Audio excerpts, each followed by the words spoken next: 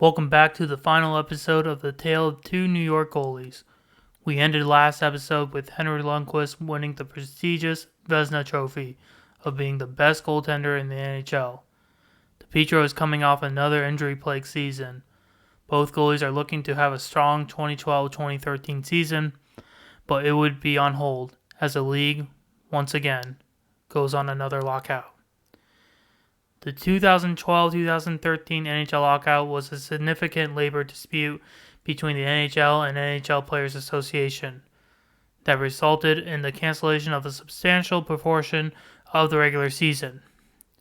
The lockout began on September 15, 2012, after the expiration of the previous collective bargaining agreement. The lockout lasted for 113 days, concluding on January 6, 2013.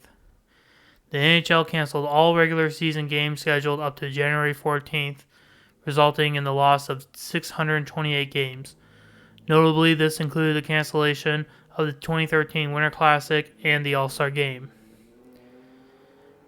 As per the negotiations, the NHL's initial proposal aimed to reduce players' share of hockey-related revenue from 57% to 43%, among other demands. The NHLPA countered with proposals that sought to decouple players' salaries from league revenues. Mediation efforts were introduced in late November, with federal mediators attempting to facilitate negotiations between the two parties. A breakthrough occurred on January 6 after a marathon negotiation session, leading to a tentative agreement for a new CBA. The new CBA was ratified by both the NHL owners and players by January 12. The revised season was shortened from the traditional 82 games to 48 games, starting on January 19th. The agreement included provisions for revenue sharing and changes to player contract terms. The lockout marked the fourth work stoppage in the NHL in 20 years, and highlighting ongoing tensions between league owners and players regarding revenue sharing and contract terms. The resolution allowed teams to return to play with a compressed schedule, ultimately leading to the Chicago Blackhawks winning the Stanley Cup that season. So moving on with our teams, the New York Islanders finished with a record of 24 wins, 17 losses, and 7 overtime losses. They accumulated 55 points. They finished 16th overall in the league standings. They did qualify for the playoffs, making the postseason for the first time since 2007. They did get knocked out in the first round. Now, the Islanders were still considered to be in a rebuilding phase. There was an emphasis on developing young talent from within the organization. The team had accumulated an impressive prospect pool over previous years. The Islanders managed to meet some of their expectations by qualifying for the playoffs, showing improvement from previous seasons and taking a step forward in their rebuilding process. As for Rick DiPietro's season, this was marked by limited playing time and continued struggles with injuries. He only appeared in 3 games. He did not secure any wins, finishing with a record of 0-3. His goal against average was .410, indicating challenges in his performance. He had a save percentage of .855, which is below the league average, reflecting difficulties in stopping shots effectively. In the 3 games he played, he started against the Boston Bruins, losing 4-2. On February 11th, he played the Carolina Hurricanes, losing 6-4, allowing 5 goals on 30 shots. On February 19th, he played against the Ottawa Senators and lost 3-1, giving up 3 goals on 26 shots. DiPietro's season was again affected by injuries, limiting his ability to play consistently and impacting his performance when he did take the ice. DiPietro had ongoing problems with his surgically repaired knees. He struggled with swelling in his knee, which limited his ability to play consistently throughout the season. The cumulative effect of previous injuries over the years contributed to a decline in his overall health and performance, making it difficult for him to regain a starting role on the team. After his limited appearances, DiPietro was waived by the Islanders and subsequently sent to their AHL affiliate, the Bridgeport Sound Tigers, highlighting how injuries had derailed his career. And as for the New York Rangers, they finished with a record of 26 wins, 18 losses, 4 overtime losses in a 48-game season. They placed second in the Atlantic Division and sixth in the Eastern Conference. The team scored 130 goals and allowing 112. They acquired Rick Nash from a trade with the Columbus Blue Jackets, and he led the team with goals of 21. Derek Stepan was the top scorer with 44 points, leading in assists of 26 and a plus-minus of plus 25.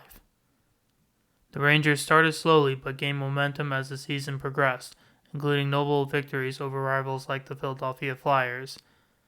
The team struggled with consistency, particularly in their offensive output, which was a concern given their high expectations after a strong prior season.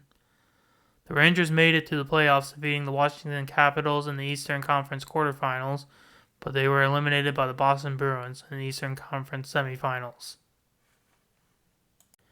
This season was a mixed bag for the Rangers. While they made it to the playoffs and had strong individual performances, inconsistencies in scoring and coaching decisions ultimately hindered their ability to advance further in the postseason. The team aimed to build on this foundation for future success. As for Henrik Lundqvist, he had a solid season, showcasing his skills as one of the elite goaltenders in the NHL. Played 43 games, 24 wins, 16 losses, 3 overtime losses. Had a goal against average of 2.05 and a save percentage of .926. Also had 2 shutouts. Overall, Henrik Lundqvist's season was marked by strong individual statistics and significant contributions to his team's success. His ability to maintain high performance despite a lockout-shortened season solidified his status as a premier goaltender in the NHL. And now we get to the contract buyout of Rick DiPietro. During the 2013-2014 season, Rick DiPietro's situation with the New York Islanders was largely defined by his demotion to the AHL and the culmination of his struggles with injuries. Let's go back to see what was the setup for his contract buyout. On February 22, 2013, DiPietro was placed on waivers by the New York Islanders after a disappointing season where he played only 3 games. His performance included a 4.10 goals against average and a .855 save percentage. After clearing waivers, DiPietro was assigned to the Bridgeport Sound Tigers, the Islanders' AHL affiliate, where he was expected to spend the remainder of the season. In Bridgeport, DiPietro struggled to regain form and faced challenges in his performances. He played in only a handful of games during his time with the Sound Tigers. On July 1, 2013, the Islanders announced that they would use a compliance buyout on DiPietro, effectively ending his tenure with the team. The buyout allowed the Islanders to remove his significant cap hit from their books, while still paying him a portion of his contract over several years. Following his buyout, DiPietro signed a professional tryout contract with the Carolina Hurricanes, AHL affiliate, the Charlotte Checkers. On October 25, 2013, however, he was released from the team on November 26, 2013, after failing to secure a spot on their roster. After being released by Charlotte, DiPietro retired from professional hockey later that year. This will be the last time we will cover the Islanders in a season-by-season format. Now we'll be focusing more on the Rangers and Lundqvist, and this next season would be the greatest playoff run in Lundqvist's career. The Rangers finished with a record of 45 wins, 31 losses, and 6 overtime losses, earning 96 points. They placed second in the Metropolitan Division and fifth in the Eastern Conference. And this season, the Rangers made a surprising run in the Stanley Cup Finals. They won back-to-back Game 7 series against Philadelphia and Pittsburgh. They defeated Montreal in the Eastern Conference Finals. However, they ultimately lost to the Los Angeles Kings in the Stanley Cup Finals in 5 games. Overall, the 2013-2014 season was seen as a highly successful for the Rangers, with their run up to the Stanley Cup Finals exceeding expectations and setting the stage for continued success in future seasons. As for Lundqvist, he also had a very good year. And the Rangers announced that they had a contract extension on December 4th. Lundqvist agreed to a 7-year contract extension worth $59.5 million. This new contract had an average annual value of $8.5 million, making Lundqvist the highest paid goaltender in the NHL at that time. The contract was set to run through the 2020-2021 season, which would have taken Lundqvist to the age of 38. This extension replaced the final year of his previous 6-year contract. And as for his stats, he played 63 games, 33 wins, 24 losses, 5 overtime losses. Had a goals against average of 2.36, save percentage of .920, and 5 shutouts. In the playoffs, he played in 25 games, 13 wins, 11 losses, goal against average of 2.14. Had a save percentage of .927 and 1 shutout. Overall, Henrik Lundqvist's season was characterized by consistent play in the regular season and elevated performance in the playoffs, solidifying his reputation as one of the NHL's top goaltenders. In the 2014-2015 season, he played 46 games, 30 wins, 13 losses, 3 overtime losses. Had a goal against average of 2.25, save percentage of .922, 5 shutouts. They made the playoffs again, played in 19 games, 11 wins, 8 losses. Goal against average 2.11, save percentage .928.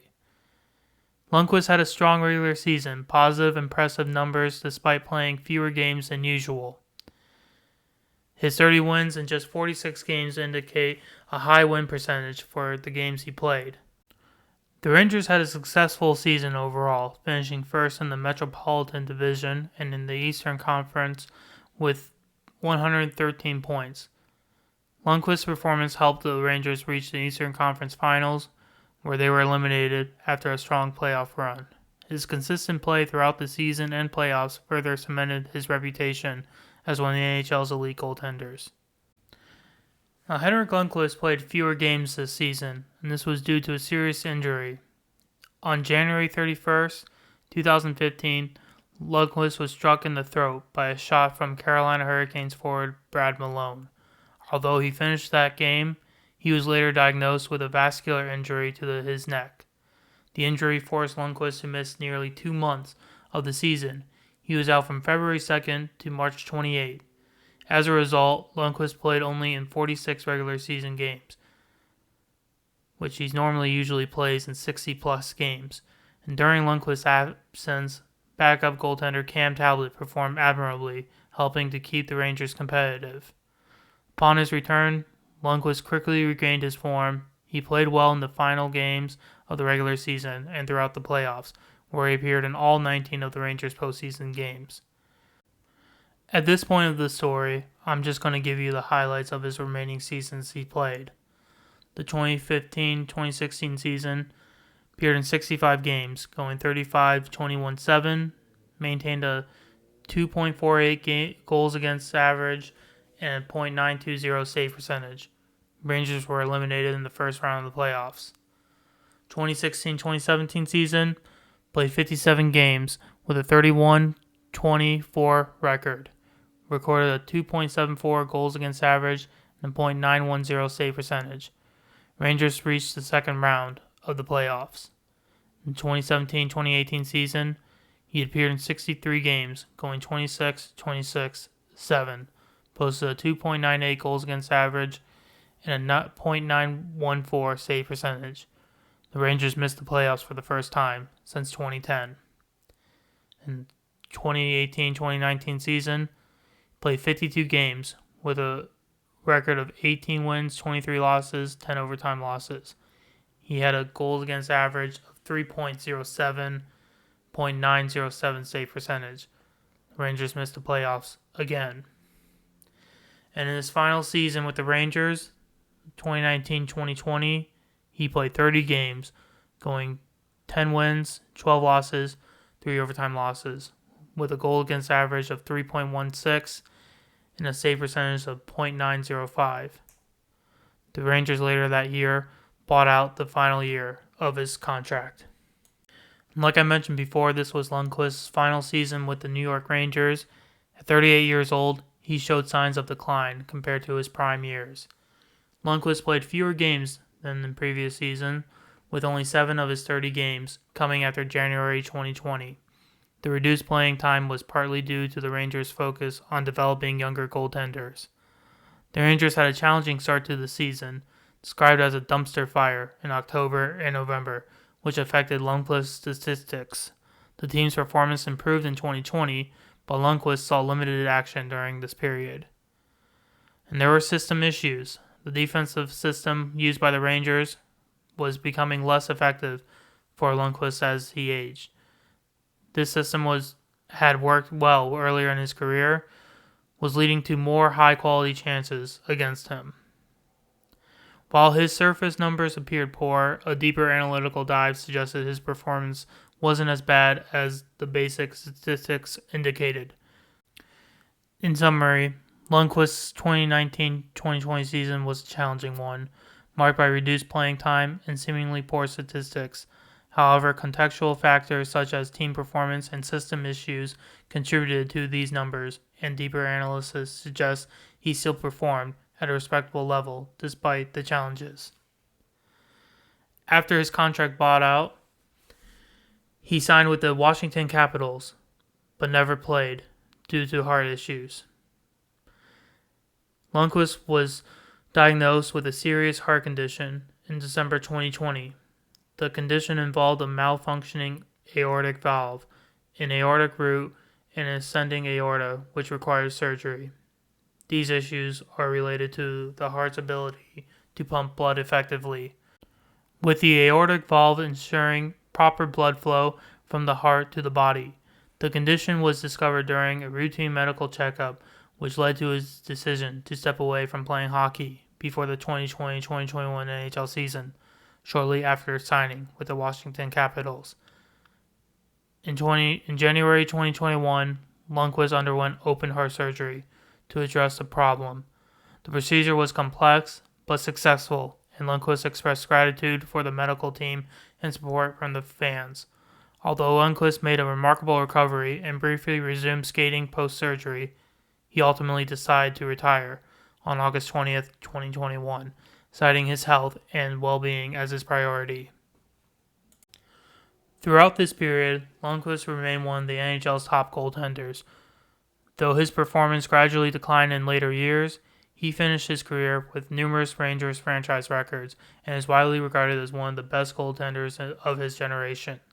His jersey number 30 was retired by the Rangers on January 28, 2022. As impressive was his professional career, the same could be said about his international career. Lundqvist had made a distinguished international career representing Sweden in various tournaments. In the Olympic Games, he won them gold medal. And in the 2010 Olympics, they placed 5th. In 2014, they medaled silver. And in 15 career Olympic appearances, Lundqvist posted a 12-3-0 record with a 1.80 goals against average and .926 save percentage, 4 shutouts.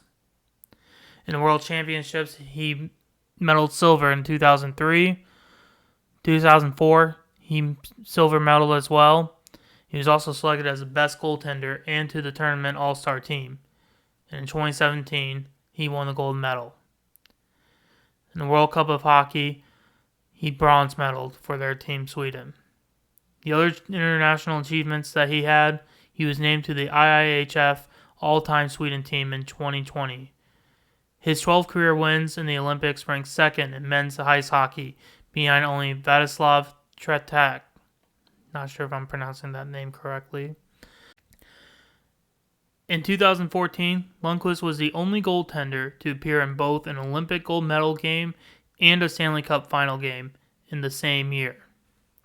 At the 2014 Olympics, Lundqvist was selected to the Olympic All-Star team.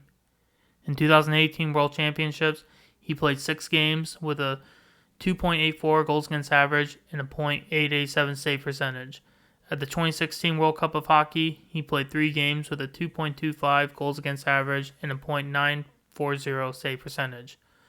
Lundqvist's international career was marked by consistent excellence with multiple medals and individual accolades, cementing his status as one of Sweden's greatest goaltenders in international play. As for Rick DiPietro's international career, it was more on the junior level. In 1999 IIHF World Under-18 Championships, he made his international debut for U.S. In 2000, he was named the tournament's best goaltender and selected to the All-Star team. In 2001, he represented the U.S. again. He later represented on a senior level in 2001, 2004, 2005, and 2006. While DiPietro's international career wasn't as extensive as some players, he did represent the United States at multiple levels in several major tournaments. His performance at the 2000 World Championships, where he was named the best goaltender and selected to the All-Star team, was the particular highlight of his international play. Now, another thing these two goalies had in common was that they both did end their career with a contract buyout. Rick DiPietro's contract buyout, he originally signed his contract for 15 years, $67.5 million. This was set to run through the 2020-2021 season, paying him $4.5 million annually. On July 1st, 2013, the Islanders decided to buy out the remaining 8 years of his contract. This was done using a compliance buyout, which allowed the team to remove the cap hit from their books. And the buyout terms was that DiPietro will receive $1.5 million annually for 16 years from 2013 to 2029. The total buyout amount is $24 million. This buyout does not count against the Islanders' salary cap. And reason for his career was injury plague, limiting him to only 50 games from 2008-2009 season to the 2012-2013 season. This stands as one of the longest buyouts in NHL history. The DiPietro buyout serves as a cautionary tale about the risks of extremely long-term contracts in professional sports, particularly for players in physically demanding positions like goaltenders. As for Henrik Lundqvist's contract buyout, the Rangers bought out his final year in September 30th, 2020. This ended his 15-year run with the franchise. Lundqvist was in the final year of his 7-year, $59.5 million contract that was signed in December 2013. He carried an $8.5 million salary cap hit. He was scheduled to make $4.5 million with a $1 million signing bonus for that final year. According to Cap Friendly, the Rangers will have a cap hit of $5.5 million in 2021. They will have a $1.5 million cap hit in 2021-2022. This results in $3 million in cap savings for the 2020-2021 season. And the reasons for the buyout: the emergence of their young goaltenders of Alexander Grigorov and Igor Shesterkin. A flat salary cap due to the COVID-19 pandemic, and Lundqvist reduced playing time in the 2019-2020 season, where he only played 30 games. The Rangers organization expressed gratitude for Lundqvist's contributions over his 15-year tenure. They acknowledge his importance to the franchise and his status as one of the best goaltenders in NHL history. This buyout marked the end of an era for the Rangers, as Lundqvist had been the face of the franchise for over a decade and holds numerous team records for goaltending. 2 careers, 2 legacies. Rick DiPietro became a symbol of unfulfilled promise, his contract and injuries overshadowing his talent. Henrik Lundqvist, on the other hand, retired as one of the greatest goaltenders of his generation, beloved by fans and respected by peers. In the end, these 2 goalies remind us of the unpredictability of sports. Talent, luck, and circumstance shape careers in ways no one can predict. And that's the story of Rick DiPietro and Henrik Lundqvist, a tale of 2 goalies who took very different roads. If you enjoyed this dive into the hockey history, don't forget to like and subscribe, and let us know in the comments. Until next time, I'm Dylan, and this was an Overtime Insight.